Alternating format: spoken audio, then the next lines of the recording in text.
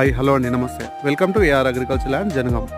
ఈరోజు మనకు village to village BT road అండి. ఇది village to village BT road కానుకొని ఈస్ట్ ఫేసింగ్ తోటి మనకు 10 గుంటల ల్యాండ్ మనకు ఇది ఇక్కడ బోర్ వేసారు, వాళ్ళు బోర్ పడ్డది.